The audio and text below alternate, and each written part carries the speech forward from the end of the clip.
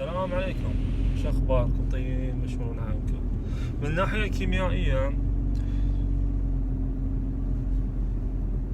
الكيميائية يشكل الهيدروجين 3/4 الكتلة الشمسية، وبالتالي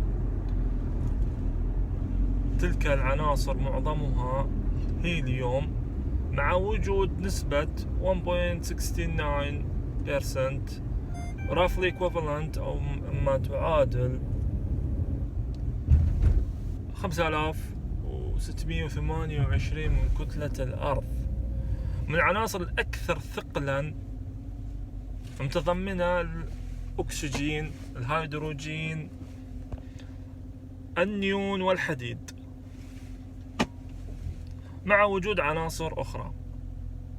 تنتمي الشمس وفق التصنيف النجمي على أساس الطبقات الطيفية للفئة G2V.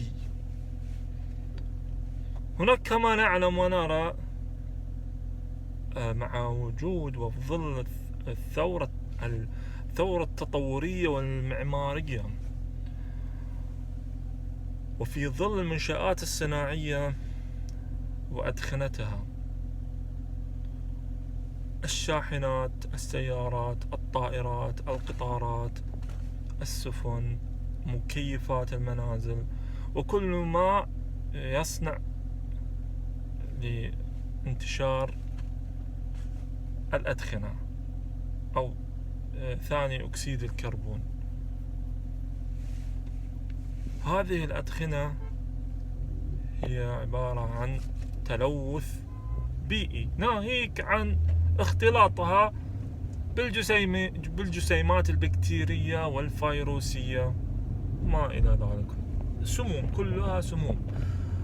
لكن بالخصوص على الأدخنة التي تنتشر وتلوث البيئة والطبيعة، مما ترجع سلبا على طبقة الأوزون التي تسبب احتباس حراري للكرة الأرضية وللبشرية، وتلك هي مسببات لأمراض نجدها في الآونة الأخيرة كثيرة. وحتى المسرطنات هي موجودة، ليست فقط فيما نجده في بقالات المعلبات أو الأشياء المنتشرة التي نراها والتي نتداولها ونشتريها ونأكلها على حسب أينما هي توجد. هناك كما نعلم أسباب ومسببات، منها بل معظمها قد تكون لا ترى بالعين المجردة. مثلا كما نعلم أو كما سأعلن وسأصرح عن مرض يدعى إيبولا. هذا المرض انتشر في غرب إفريقيا في عام 2009،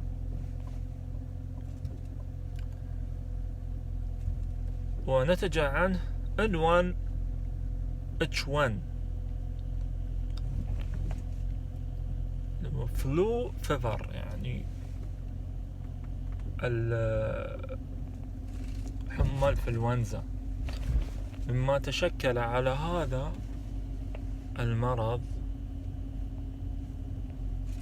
حاجة تسمى سارز Sudden Acute Respiratory Syndrome، اللي هي متلازمة الجهاز التنفسي الحاد المفاجئ. وكذلك هناك أمراض كثيرة تنتشر بسبب الفطريات التي هي قد تكون عن طريق في الغالب تكون عن طريق الاتصال الجسدي. يعني هناك يوجد مكان، سواء المزرعة فيها حيوانات، مثلا هناك في أحد الأماكن أرنب، وقد تبول هذا الأرنب أصبح هناك مكان ملوث ومكان غير طاهر نجس، وفي هذه النجاسة توجد هناك طبقة ممرضة قد تحدث إنفلونزا أو مرض خطير، مثل ما نعلم إنفلونزا الطيور، إنفلونزا الخنازير. هذه كلها بسبب جرثومات تتشكل على حسب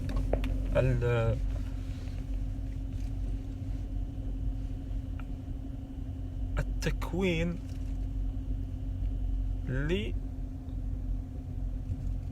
يتم اكتسابه لهذا الحيوان عبر البيئة، عبر ملامسة حيوان إلى حيوان.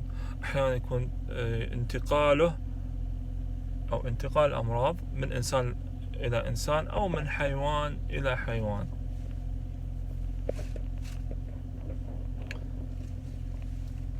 ومعظم الأمراض تأتي عن طريق الاتصال أو عن طريق الاستنشاق أو عن طريق الابتلاع.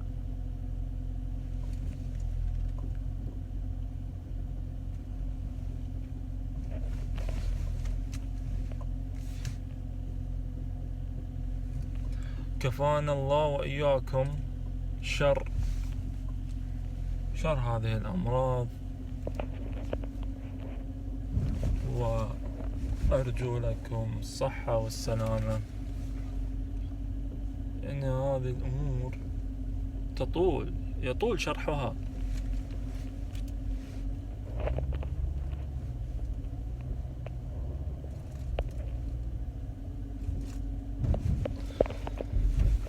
فهناك أمراض إنسانية وحيوانية ونباتية،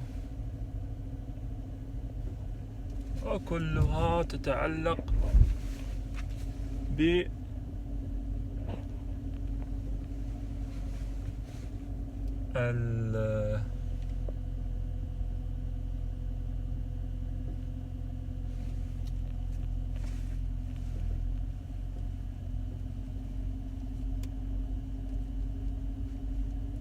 معذرة، كلها تتعلق بالبيئة. فنحن نعيش في بيئة، إن كانت البيئة نظيفة فبالطبع ستكون حياتنا وصحتنا متماثلة للأفضل. وإلا من الطبيعي نحتاج إلى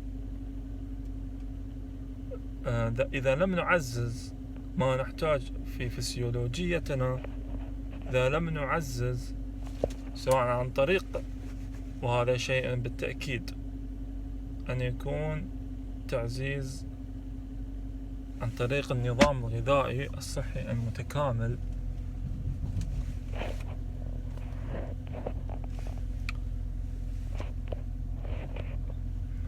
بالإضافة إلى إذا احتجنا في حال نحتاج إلى مكملات غذائية أو إلى،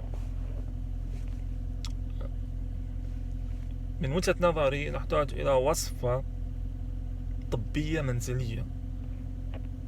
لا نحتاج دائما إلى أن نرمي أنفسنا إلى مسالخ الأجهزة الطبية والمستشفيات والعقاقير. فنحن بأيدينا نستطيع أن نعزز مناعتنا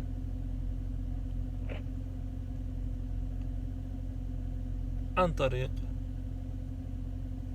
integrated nutritions أو healthy integrated nutritions. وهذا أنا كثيرا ما تداعيت إلى هذا الأمر لأهميته.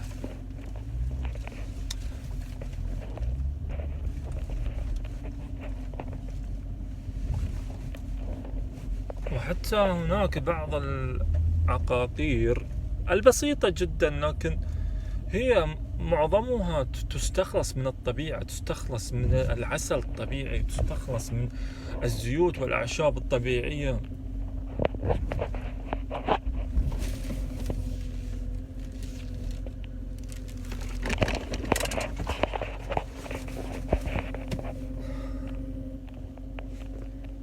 فما نحن بصانعين.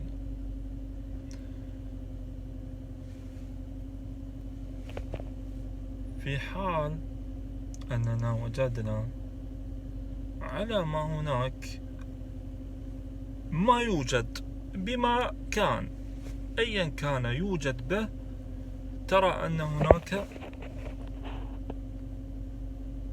يختزن ويلتمس منها تصنيفات. أنت باستطاعتك أن تجعل هذا مصنف تصنيفا طبيعيا، وهذا مصنف تصنيفا ليس بطبيعي، حتى أنك تأخذه. وإذا أنت أخذته هل أنت تستمر عليه أو لم تستمر عليه؟ هنا يرجع إلى